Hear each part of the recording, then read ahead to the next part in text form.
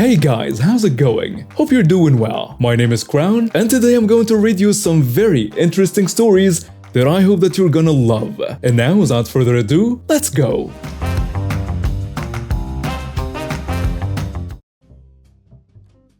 I-20 male work on dispatch. It's a little bit different where I live. We have one emergency number nationwide and they contact firefighters after to help. Kinda like a pandemic status without the drugs. So this one guy calls, let's call him John. John is known for causing havoc in the comm lines. Rude, loud, and most of the time he is pissed drunk. Having a crap show today, multiple units on calls, understaffing at the time. This guy comes out demanding a transportation. He also do non-emergency transports, physiotherapy, things like that. Screaming at me, calling me a jerk after I tried explaining cabs are cheaper. He calls us because no one is willing to take this guy anywhere for free. He won't pay for the transport like usual. I told him that we are not a taxi service and if he wants transportation, he needs to schedule like everyone else. I will call 911, your bosses, which they are not by the way, and say that's an emergency. You can do that, sir. You are a free citizen. He hangs up and I get a call from the emergency hotline requesting an emergency service to this location. I tell the 911 dispatcher that this guy is a dangerous individual and my brothers at arms will need help. My brothers get to the location and ask me via radio, why is there the police? Not any police, the intervention team. And why are they arresting John since the call was for alcohol poisoning?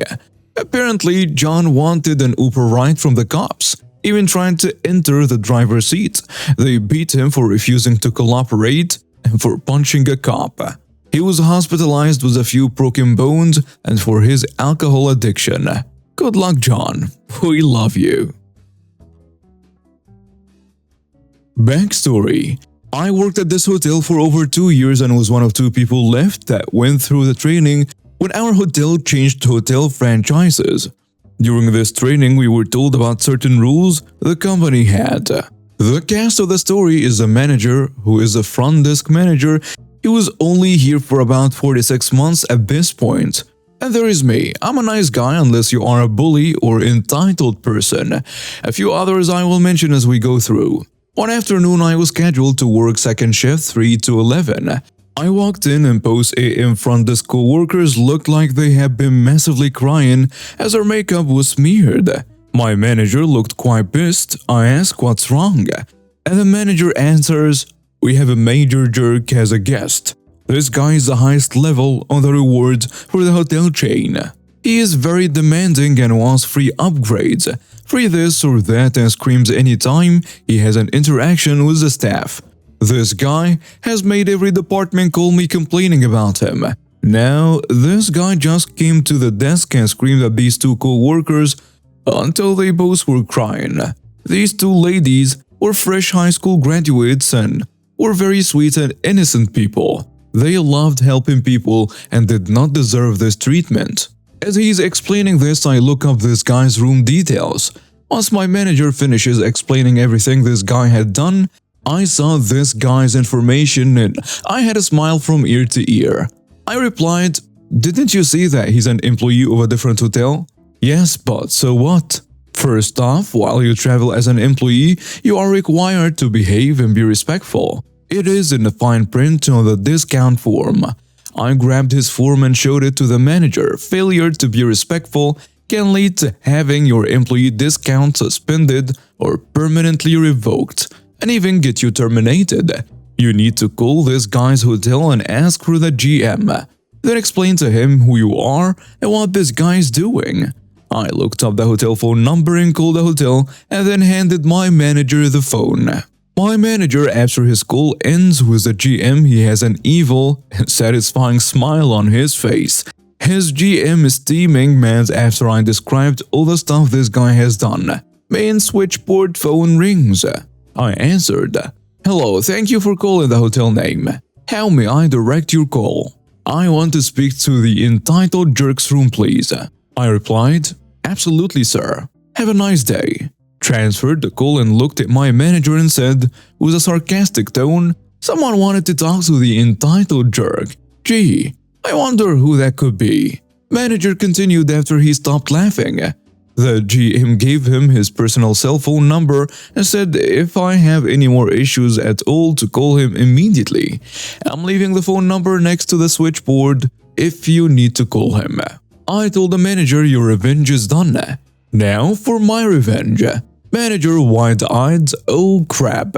What are you going to do? Me smiling a very evil smile. You'll see. I picked up the phone to make a call. Hello, Hotel Rewards customer service. Yes, I would like to report someone using a reward account while using an employee discount on his stay. The customer service says, he can't do that. I replied, I know. I'm calling to report him. I gave her the guest reservation number and rewards member number. I continued, I bet anything if you dig through this guy's history, you will find all his stays are probably at employee discount. The customer service guy says, I'm starting a ticket to have this guy's account investigated. I replied thank you, then hang up the phone. The manager watched as I then removed his rewards number from his stay. My manager had a huge grin on his face. That was awesome. I explained, oh, I'm not quite finished with him yet. It is time to go spread the news to all the departments. He is no longer a rewards member. I made a new key for his room without concierge access. I walked around to every department. As I explained why I was stopping by, everyone had the same reaction as soon as I mentioned the guy's name. Oh god. Now what about this jerk? I finished explaining how he was no longer a reward member and if he gives anyone issues to call the front desk immediately, and his GM already probably tore him a new one just a minute ago. Everyone was so happy at this news. I finally went to the concierge room and used the guest new key to void his current key. Then I walked into the room and explained the information to the evening concierge. She cringed at the mention of his name. After explaining she would not have to deal with him again, and asked her to leave the morning person a note about this guy not allowed in the concierge room anymore, she was very happy. While I was gone, evidently the manager explained what we did to the 2 a.m. front desk ladies. The minute I got back to the desk, both my front desk co-workers all came up to me and gave me a huge hug and thanked me so many times. The manager said to me after the other co-workers went home, do me a huge favor please. I replied, sure, what's up? If I ever piss you off, please come tell me so I can fix the issue. Later that night, the entitled jerk comes to the desk, hat in hand, politely saying his key doesn't work. I replied, oh, so sorry about that. Let me make you a new key. And the best fake smile I can muster. The aftermath. Next day, I checked his rewards account and it's now suspended. Check back next week. Sorry, the account number not found. About 10 years ago, I had a metal working project with 2.5-inch stainless steel tubing, and when it was done, I had several feet left. Made a walkway, guardrail, and some other stuff, including some large garden arches with plant shelves for my wife. The wife posts him on Facebook, and a random woman shows up wanting to borrow one for a wedding arch. We don't know her. She saw the pictures and contacted my wife about them, and my wife told her they were too big to move around, but she showed up anyway. First, it's borrow, and I tell her they are too large for a pickup truck. And being stainless steel, they are quite heavy. It took a forklift to put them in place, and they are anchored to the ground. She says she can get someone to pick one up, then wants me to get a forklift to load it. Nope, I have to cut it loose from its anchors and re-weld it when it gets back. And I never intended to move it. I have to move large landscaping stone blocks just to get to it. She's not having any of it. She must have that arch or it will ruin her baby's wedding. Then she wants me to paint it white. The point of stainless steel is you don't have to paint it, ever. And it's a pain in the butt to sand, prep, prime, paint, polished stainless steel. and afterwards the stainless steel will need the sanding scratches polished out again, which I'm not about to do. So, a hard no. Begging, tears, accusations of permanently damaging her daughter, screaming, and so on. My wife tells her she can have one made. Cost about $4,400 and have it painted someplace else, but she doesn't want to pay for the arch. We are supposed to lend it for free. Crazy lady goes dark for about 2 weeks. Then I get a call from my wife. The crazy lady is in a driveway with other people, a pickup truck which the arch won't fit into, and the county sheriff also. She's holding a receipt for the arch's post with a sale price of $200, which was obviously home printed. No business name, no business or home address, no signatures, and is expecting the deputy sheriff to enforce. Deputy lives about 2 miles up the road and I've known him 30 years. Her family/friends are all arguing aggressively with my wife. The deputy is in between, and the crazy lady is screaming. I told the deputy what had gone on. Then he talked to my wife while I held the entitled nut jobs off, and the deputy finally kicked him off the property with the help of 2 more deputies, and the first had to call in for backup. I can't tell you how the wedding went, but it wasn't under my wife's arches. Nope, I am not moving 4,000-pound stone blocks, tearing up my yard, getting a cutting torch to cut the arches loose, getting my fork truck from my shop out to my home and back again, and reversing the process to lend the arches to anyone. As a side note, she did give ideas to some friends.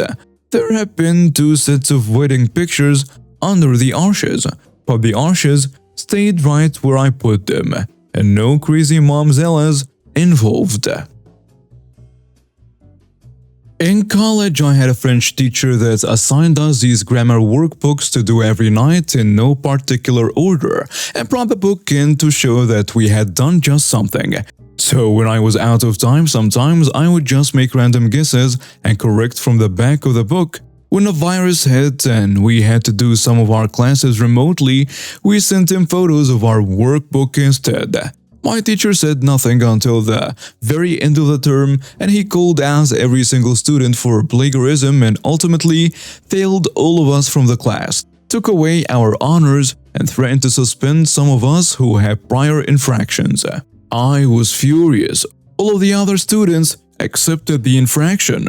Suspensions were revoked if we all redid the entire workbook. That would take weeks, but I thought it wasn't fair and I was ready to fight.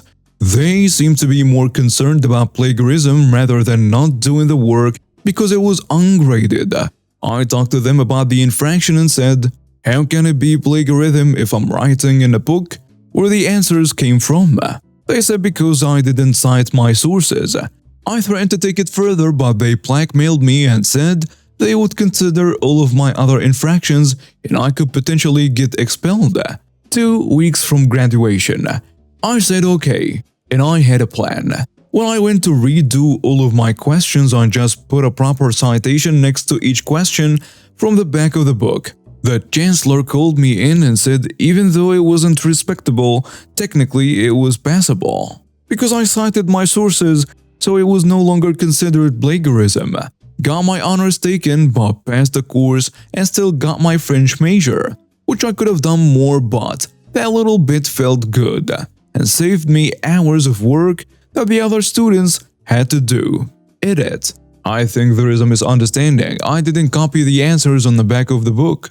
I half-assed it when I was out of time and corrected the wrong ones, which is literally what the teacher told us to do. We were allowed to do our work with other students and correct our answers. It also was ungraded, so it had really nothing to do with my course or academics at all. Plus it was multiple choice, like how would you even know? The fact that I had presented work as my own within school grounds was enough for plagiarism.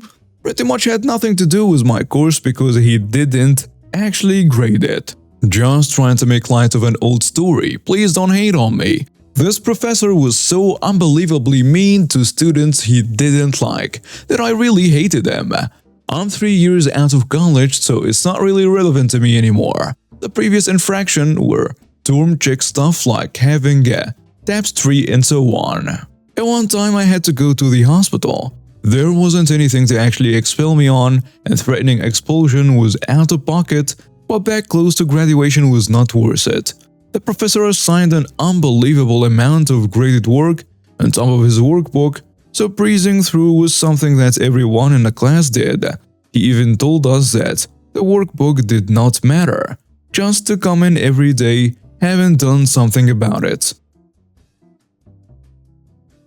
A couple of years ago, I was waiting tables at this restaurant in Jersey. This story took place during our slow season, and it was pretty competitive between all the servers. Every server wanted the better section and the bigger table since our overall tips were lower than usual. We didn't pool tips. It got pretty cutthroat at times. I was doing okay financially, so I wasn't as money hungry as everyone else. I personally get time anxiety, so I have been late to things. So if my shift starts at 5, I'm walking into work at 4:45 to get settled, then clocking in at 5 to get to work. My coworker Kayla, however, had a different attitude. She would walk into work at 5 on the dot and clock in, then head right to the bathroom to put on her makeup, which took her about 15 minutes. In most days it was slow enough that it wasn't an issue, but it still wasn't right. Call me old-fashioned, but when your shift starts at 5, you should start working at 5 and not apply makeup while on the clock while you have other duties to take care of. I've never had to deal with putting on makeup, but it just seemed to me that she should have taken more time while getting ready to come to work to put it on. I always let it slide because I am non-confrontational, but it bothered other co-workers. However, management never got around to addressing it. One day I walked in at my usual time, and as I clocked in at 5, I saw Kayla clock in as well and scurry off to the bathroom. I roll my eyes and walk over to the host station, where there are 2 people waiting. The host asked if Kayla was here yet, because she was up for her first table in the rotation. I told her she was getting ready in the bathroom. The host rolled her eyes and went to tell her she was going to get sat. We all knew she was putting on her makeup. We weren't going to hassle her if she was on the toilet. I didn't hear the exact back and forth they had, but it took longer than I had expected. The last thing I heard Kayla say was, "Just switch my section, I'll take the next one, I don't care." So the host sauntered back to me with a grin saying, "You're up for this table. Want to help me set it up?" I'm confused. Set it up? It's only 2 people. Oh no, it's a party of 14. This is Mr. Moneybags' niece and nephew. The rest of the family is on their way.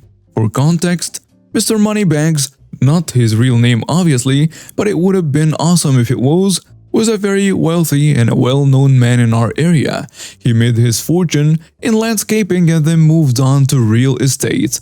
And believe it or not, he was one of the few affluent people in our area that wasn't an entitled jerk. Me and the host set up the table in record time just as the rest of the party arrived.